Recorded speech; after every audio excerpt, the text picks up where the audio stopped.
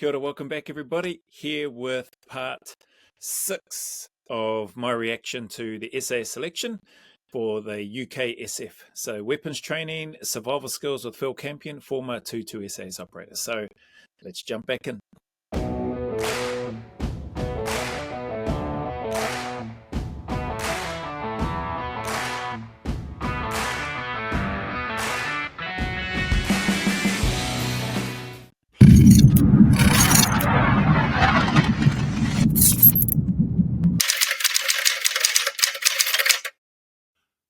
You've passed the trees, you're feeling buzzing, but you're back in Hereford and there's still a long way to go, a long way to go.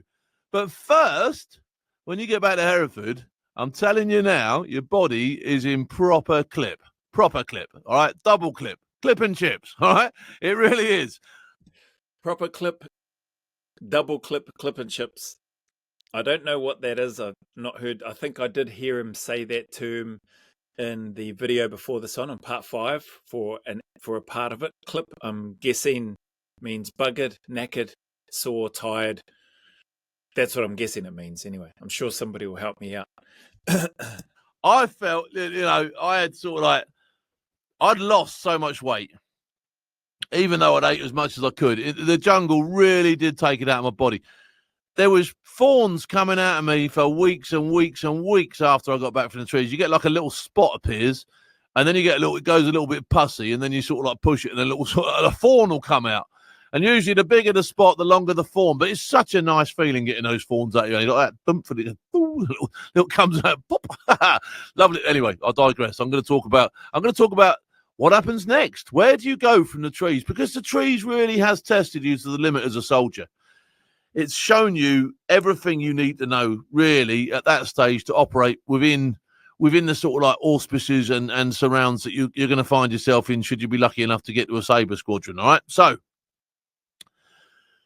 it's tested you mentally, it's tested you physically, and it's pushed you to the limits and your boundaries.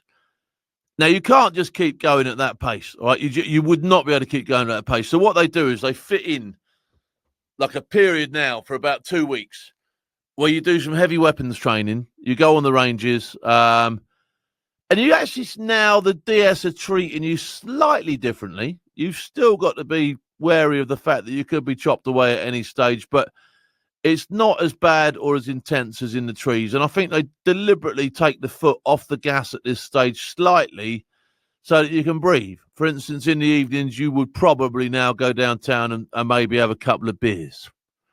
Whereas before, even on the trees, although I went out for a couple of Guinnesses now and again on the hills phase, you wouldn't want to see anybody see that you were going down the pub or that. Do you know what I mean? But now, you were given on your do's and don'ts a list of places that you could and couldn't go in Hereford. What I like about this and what Phil's sharing to a degree and what I'm interpreting from it is the fact that there are things that you need to be cognizant of. You need to be personally aware of yourself, right? You need to figure those things out. So as much information as there is out there, if you can read between the lines of what Phil was talking about. So he spoke about on the hills phase, he'd go and have a couple of pints or Guinnesses or whatever. He's at this stage where they're back at Hereford now, post the jungle phase, the patrol procedures phase. He can now have a couple more beers again in some downtime or quiet time or whatever of an evening. During that period of the jungle phase, I don't think they'd ever get an opportunity anyway, based on what I was listening to and hearing him describe it in the previous couple of episodes. But you can apply that. You need to, this is my take and my experience, you need to apply that across the board throughout your whole selection if you're doing the UK one, or selection and cycle if you're doing NZ and or the Australian one. And what I mean by that is, you reading the room, being situationally aware, understanding like what he's just spoken about. Probably not going to go down too well if you're seen heading out for a few beers or whatever at certain times. Probably not going to go down too well if you're seen being lazy and not getting up and doing stuff that clearly needs to be done. Probably not going to go down too well if you're trying to be buddy-buddy with the directing staff whilst you're a pleb on selection or cycle. All of these things and a whole bunch of others are going to stand out. Probably not a good idea if you know that you're the one that's done something wrong and one of your mates in your team is getting reamed out for it and you stand there and say nothing. Probably not a good idea, because the staff more than likely probably know. That was my take on it anyway. So if I share a brief example and then we'll come back to Phil. On the CQB stuff, the CT stuff, you know if you've done something wrong. You know if you've entered the room wrong. You know if you haven't cleared your space properly, whatever the case might be. And the directing staff will, in my experience anyway, will often know who the perpetrator was, but they will oftentimes deliberately ream out the wrong person. The person who didn't make that mistake, the person who actually did things quite well, to see what the actual culprit will do. If that person's got the integrity to speak up, to go, actually, that was me, staff. That was me that come in there and did that, what you just described. It wasn't this person. And I can tell you now, if you're not willing to front up to those mistakes that you make and that you blatantly know that it was you, you can sit back and say nothing. And fingers crossed that you don't get caught out, or that the staff don't know, that they genuinely think it's this other person that they're speaking to. But chances are, I'll tell you right now, they more than likely know that it is not that person, and they know that it's you.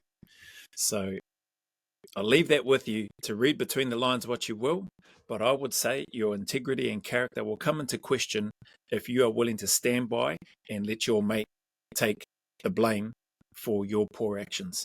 So anyway, that's what I loved about what I'm just picking up from Phil, and I just felt like I needed to share that piece anyway. It might help somebody.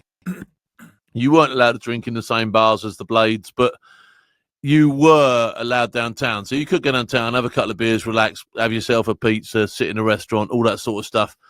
And, you know, if you saw a member of the DS, you didn't have to hide or run away, or, do you know what I mean? It'd be all right, mate. Do you know what I mean? You'd be okay. You weren't out the woods, as you say, although you were out the trees. You weren't out the woods in terms of passing selection. So, you know, things were slightly relaxed. And on the ranges now, although there was a learning environment, you know, you were doing stuff like the 50 cal, you were doing the grenade launchers, you were doing bits and pieces that were really cool and really fun. It was a more relaxed affair on the ranges. Like, for instance, when we did the 203 grenades, we had a really good laugh doing them. Do you know what I mean? We were putting them all over the place. Ding, ding, ding. I even mortared one like, ding. It was a proper good laugh. And we had a bit of fun. And the DS actually showed themselves in a more humane way, as perhaps they had come across in the trees before. And you could actually talk to them now and have a bit more of a sort of like conversation with them, a bit more candid than probably you had done before. So that feeling within this 2 weeks now was all right. I haven't passed selection. I know I've got a way to go, but I am now, you know, my soldiering skills have been looked at. They have been looked at in detail, and people are fairly happy that I can perform, and I'm still on the course. So, yeah, lots to feel good about. Like I say, lots of different opportunities to let yourself down. If you go downtown and make a fool of yourself, you could easily find yourself down the road just as quick as if you make a fool of yourself in the jungle. All right, so you've got to be mindful the whole time, but you're cutting around now in a good place. So clearly, when he spoke about being a menace in the other episode, clearly, I don't think he was that much of a menace. That I forget the exact words that he shared about him putting himself on full display or whatever it was. Clearly mindful enough to know, hey, it's not a license to be a proper twat or anything like that right now. I'm still here to do a job. I'm not I haven't passed. I've just gotten through this phase of the selection course, the trees, the jungle phase for them. And yeah, so still, just being attuned to what is going on. You still want to conduct and carry yourself well, but it's good insight that he's giving here in terms of what happens in the UK one and getting through what is a critical moment. I think I touched on that in the last reaction. Patrol procedures phase is a make or break course for anybody going or for anybody fortunate to make it to that stage of the cycle in NZ or Australia, and or to the selection phase in the UK. So still a long way to go, and still the need to be mindful of how you're conducting yourself. The ball temporarily is in your court, right? However, towards the end of that 2 weeks, you start hearing, about the combat survival phase. And that's going to be a difficult phase. You're going to face more hardship. You're going to be tested to the limit. You're going to have things taken off you and all that sort of stuff. You're going to be operating in a strange way, and the lessons start to now swing around to survival and to other bits and pieces surrounding survival. You get a few lecturers in now. We had Ray Mears came in and spoke to us, took us out for a couple of days. Great guy with starting fires. He could start a fire in the bathroom. That bloke, do you know what I mean? He was limited in other areas, and I did have a little bit of an argument with him because he was teaching us about smoking fish. And I said to him, Ray, where exactly behind enemy lines am I going to smoke this fish? You know what I mean? Because it might be a bit of a giveaway, all this smoke coming off, and I'm supposed to be holed up hiding behind enemy lines. So, yeah, maybe your smoked fish is lovely if you like smoked fish and you're in a permissive environment, but behind enemy lines, you'd probably swerve it, Ray. You'd probably swerve it, wouldn't you? All right, so that was that. So you started having these lessons, I think we talked to a couple of down pilots and that sort of stuff, and, things where you were getting into this mood. And then you move to an area and you start doing the survival stuff. I remember you all moved into this area. You got given a chicken, which was your responsibility to look after until it was time to eat it. I called mine Cluckles, and I shared it with a guy. I won't say his name on here because he probably wouldn't appreciate me. But we shared Cluckles, and actually, my mate didn't want to kill Cluckles when the push came to a shove. But I was quite keen because I do like a bit of chicken meat. Do you know what I mean? And Cluckles provided us with a couple of eggs while we were in the pen and all that sort of stuff. And we learned all this stuff, and we looked at all these different funguses and plants, and Cluckles looked better and better. I'm going to tell you, do you know what I mean? Cluckles would probably have liked it if I was a vegan, but no, Cluckles, no luck for you, son, because I'm definitely not a vegan. All right, so.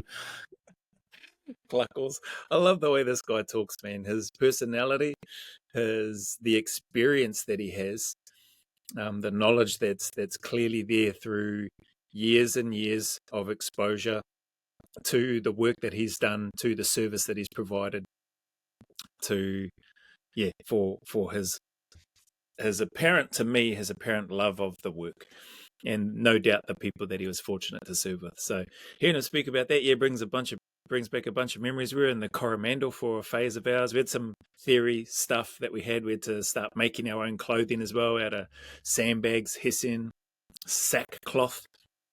We got some parachute silk from some discarded parachute silk, which we could use to line the inside of our sandbags, our hessian cloth, to make our clothing, or at least the top part of our clothing anyway. And then, combining those theory lessons, then getting out into the Coromandel, having our own little base camps within our teams. We didn't each get our own chicken within our groups anyway to look after. We didn't get any eggs either. But there was a chicken, there was a sheep that was divided amongst our whole group, and we had some other people that actually weren't on the actual cycle, but were doing that portion of the combat survival, which we did. So there was 2 phases to it for us, 3, I suppose, if you count the classroom base, in-base theory stuff. Then the first phase, which was in the Coromandel at the time, Mary's Orchard was a Lincoln good spot, that one. And then where we were doing some of the initial sort of practical aspects of it and applying that stuff. Yeah, she took us around, showed us the different roots of different plants and funguses and things like that to have a look at. Tried our hand at setting little snares and all that sort of thing to try to catch a rabbit and things like that. Didn't catch anything, or my group didn't catch anything anyway. Blood cake. So having that from the sheep and sharing that around and allowing that blood to congeal from it, and then just dipping into it as you need to and eating it like a piece of jelly, a blood cake, for want of a better term, or was the term that was used. You then understand why and how the nickname, chicken stranglers comes around, or has been around for those within the unit, in terms of what you do to what Big Phil's talking about, and does like a bit of chicken. We were all definitely hungry and in that phase. And then for us anyway, I'm not sure if he's going to talk about it here, but then for us anyway was first little E&E phase, escape and evasion phase, some Agent RVs, and then some exposure, an initial exposure to the first part of resistance to interrogation, or R2I.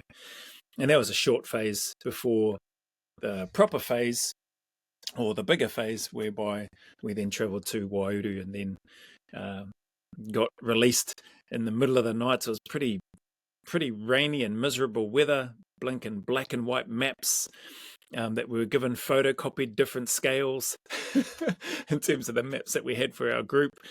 So, but it's all part of that process, by then you need to know how to utilize, read the maps. We still had our compass and that sort of thing, notebook and pen, but it's still a bit of a mission trying to marry things up. You don't have this nice map that you're accustomed to or used to. So I'm not sure if he's going to talk about some of the stuff on their combat survival here, but just hearing him speak about that and the shift that's starting to happen after these heavy weapons and things that they're going through, it just brings back memories for the NZ one anyway. The Australian one was a little bit different, and I can talk about that in another time. Cluckles didn't have much of a chance, and on the day I think my mate tried to rescue Cluckles, but no, I wasn't having it. I'll give him the old Evo, and his neck broke in two accidentally, of course, and we ate Cluckles.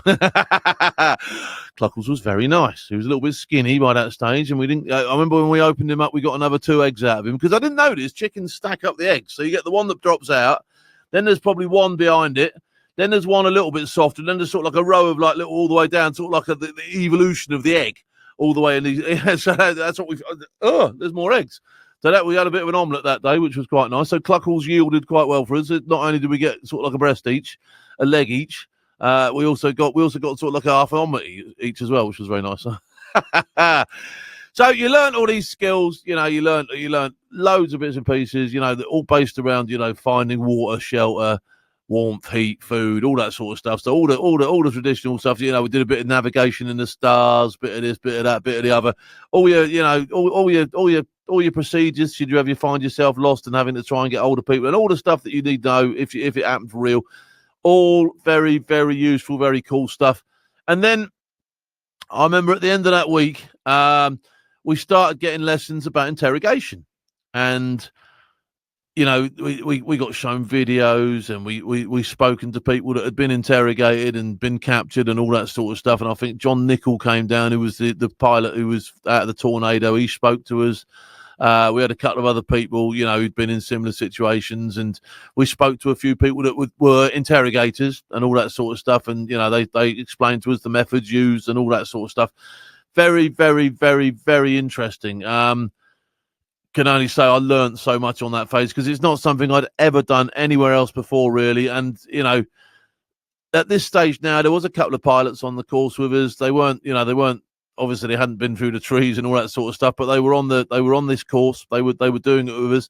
So they brought another element to things, which you could talk to them in the evenings. It just made a different change of face and all that sort of stuff. So that's cool to hear, because we had a couple of RAF guys and a couple of other Army people as well, as I sort of touched on. I just didn't go into the detail on our combat survival, at least that Coromandel phase.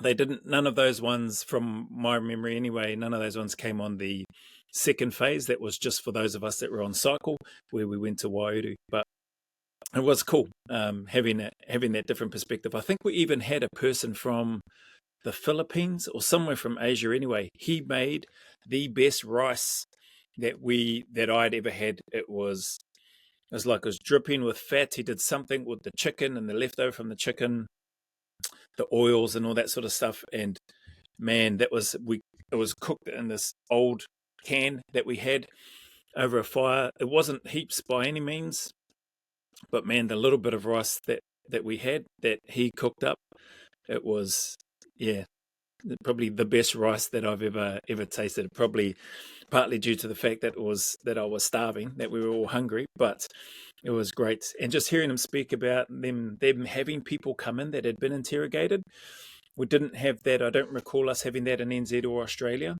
We didn't have people come in that had been interrogated or that had been POWs. But we did have the intel guys that conducted the interrogations and that sort of stuff that were, the tactical questioning, or TQ, I think was the term that was used at one stage.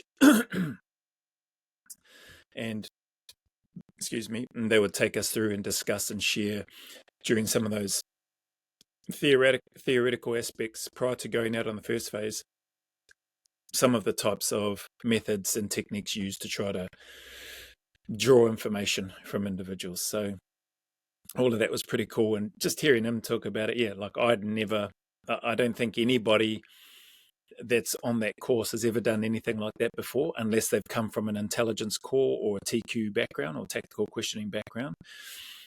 If you haven't done that sort of stuff, or you haven't joined the military in that setting, then I can't think of where else you would ever get exposure to it other than on or through a course like the SAS, through the selection course or through the cycle. So yeah, pretty cool to hear him speaking about that, and just the different personalities, different people to talk to, different perspectives on things. Pick their brain, as brief as it is, and then at least on our one, we never saw them again. It's just time for the rest of us that are on cycle to go do phase 2. Again, I was enjoying it. And this is one thing I've taken throughout the whole of the selection, really, genuinely. If you're enjoying it, that's the time to carry on. If you stop enjoying it, you should really think about lifting off, because it's not going to get easier. It's never going to get easier. And if you have to do some of this stuff for real, it's going to get a lot harder. All right. So, yeah, I was still enjoying it, having a great time and learning so much. You just take so much in these stages. Anyway, they got us all together, and we were all having a lecture. And they said, right, one at a time, you've got to go and process some paperwork. So you're going to be going down there to one of the buildings on where we were. You're going to be going into the building, and you've got to go and sign some paperwork for you to be able to carry on with the next part of the course. I'll tell you what happened in that building next time, all right? Until then, I'll see you later on. But look forward to the next one of these, because it gets tasty. Awesome. Yeah, like I said, got nothing but respect and admiration for Big Phil, just the way that he speaks, the clarity that comes through as well. Like when he's speaking, for me, man, it just opens up my mind to a whole bunch of memories that, like, for the longest time have been buried pretty deep, like, just, I don't think intentionally. It's just there's been a whole bunch of other stuff that's happened in my life since my time in the Defence Force. But it's nice. Well, it's awesome for me anyway. It's awesome to hear Big Phil talk in a way which I can really connect and resonate with, and it just opens up a whole bunch of these memories, really awesome memories, good times, good people, and some going through some hardship and some suffering together. So I look forward to his next one. That'll do for this one here. As always, thank you very much for your support. Thank you for your time. Thank you for your comments, your shares, any time that you've spent here on my channel. I sincerely appreciate it. Thank you very much. In saying that, hey, any challenges, trials, struggles that you may be going through, just know that you're not alone. All of us, including myself, all of us are going through stuff, no matter how we might appear on a camera or on a YouTube channel, no matter what you might see in other people, and perception being that, everything's golden for them, everything's gravy, everything's going well. I can guarantee that people have got some stuff that they're working through, that they're trying to navigate their way through, over, under, around, etc. So you're not alone. Keep turning up, keep staying in the fight. Know that, as always, the sun will shine again, that there are better days ahead. There is a light at the end of the tunnel. So remember, go always a little further. Who dares wins. And as always, until the next video, a big mana wave filled with my aroha and appreciation for each of you.